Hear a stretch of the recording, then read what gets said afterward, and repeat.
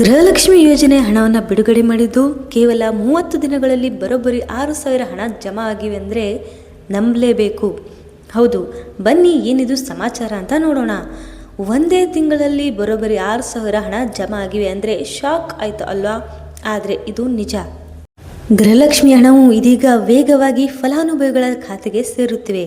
ತಾಂತ್ರಿಕ ಕಾರಣಗಳಿಂದ ಬಾಕಿ ಉಳಿದಿದ್ದ ಕಂತುಗಳನ್ನು ಸರ್ಕಾರ ಒಟ್ಟೊಟ್ಟಿಗೆ ಬಿಡುಗಡೆ ಕೂಡ ಮಾಡ್ತಾ ಇದೆ. ಕೆಲವರು ಫಲಾನುಭವಿಗಳ ನೀಡಿರುವ ಮಾಹಿತಿಯಂತೆ ಅವರಿಗೆ ಫೆಬ್ರವರಿ 19, ಫೆಬ್ರವರಿ 24 ಮತ್ತು ಮಾರ್ಚ್ 9ರಂದು ಸತತವಾಗಿ ತಲಾ 2,000ಗಳಂತೆ 3 ಕಂತುಗಳು ಜಮಾ ಆಗಿವೆ. ಅಂದರೆ ಕೇವಲ 1 ತಿಂಗಳ ಅಂತರದಲ್ಲಿ 6,000 ನೇರವಾಗಿ ಅವರ ಕೈ ಸೇರಿದೆ. ಗೃಹಲಕ್ಷ್ಮಿ ಹಣದ ವಿಚಾರದಲ್ಲಿ ಕಳೆದ ವರ್ಷ ಕೆಲವು ಕಂತುಗಳು ತಾಂತ್ರಿಕ ತೊಂದರೆಗಳಿಂದ ಬಾಕಿ ಇವೆ ಎಂಬುದು ನಿಜ.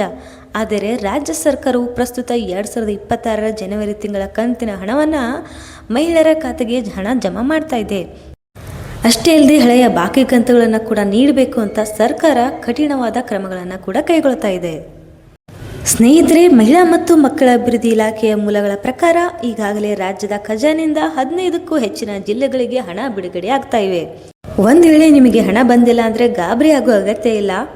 ಇಲಾಖೆ ಹೇಳಿರುವಂತೆ ಮುಂದಿನ 2-3 ದಿನಗಳಲ್ಲಿ ಬಾಕಿ ಉಳಿದಿರುವ ಎಲ್ಲ ಜಿಲ್ಲೆಗಳಿಗೆ ಅರ್ಹ ಮಹಿಳೆಯರ ಖಾತೆಗೆ ಹಣ ತಲುಪುತ್ತದೆ. ಇನ್ನೊಂದು ವಿಶೇಷ ಮಾಹಿತಿ ಹೇಳಬೇಕು ಅಂತಂದರೆ, ಹಣದ ಬಗ್ಗೆ ತಿಳಿದುಕೊಳ್ಳೋಕ್ಕೆ ಬ್ಯಾಂಕಿಗೆ ಅಲೆಬೇಡಿ. ಪಾಸ್ಬುಕ್ ಹಿಡಿದುಕೊಂಡು ಬ್ಯಾಂಕ್ಗಳ ಮುಂದೆ ಕ್ಯೂ ನಿಲ್ಲುವ ಅಗತ್ಯ ಇಲ್ಲ.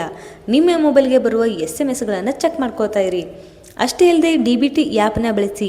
ನಿಮ್ಮ ಹಣದ ಸ್ಥಿತಿಯನ್ನು ತಿಳಿಯೋಕ್ಕೆ DBT ಕರ್ನಾಟಕ ಮೊಬೈಲ್ ಆ್ಯಪನ್ನು ಬಳಸಿ. ಸರ್ವರ್ ಬ್ಯುಸಿ ಇರ್ಬೋದು, ಆದ್ದರಿಂದ ರಾತ್ರಿ 9 ಗಂಟೆ ನಂತರ ಅಥವಾ ಬೆಳಗ್ಗೆ ಚೆಕ್ ಮಾಡ್ಕೊಳ್ಳಿ. ಮತ್ತು ಒಂದ್ಸಲ ಬ್ಯಾಂಕ್ ಖಾತೆಗೆ ಆಧಾರ್ ಲಿಂಕ್ ಆಗಿದೆಯಾ ಮತ್ತು KYC ಅಪ್ಡೇಟ್ ಆಗಿದೆಯಲ್ಲ ಅಂತ ಚೆಕ್ ಮಾಡ್ಕೊಳ್ಳಿ. ಈ ಮಾಹಿತಿಯನ್ನು ನಿಮ್ಮ ಎಲ್ಲ ಸ್ನೇಹಿತರು ಬಂಧುಗಳಿಗೆ ಶೇರ್ ಮಾಡಿ. ಹಬ್ಬದ ಖುಷಿ ಅವರಿಗೂ ತಲುಪಲಿ. ಇನ್ನೊಂದು ವಿಶೇಷ ಮಾಹಿತಿಯೊಂದಿಗೆ ಸಿಗ್ತೀನಿ. ನಮ್ಮ ಆಲ್ ಅಪ್ಡೇಟ್ಸ್ ಕನ್ನಡ ಚಾನಲ್ ಸಂಪರ್ಕದಲ್ಲಿರಿ. ನಮಸ್ತೆ.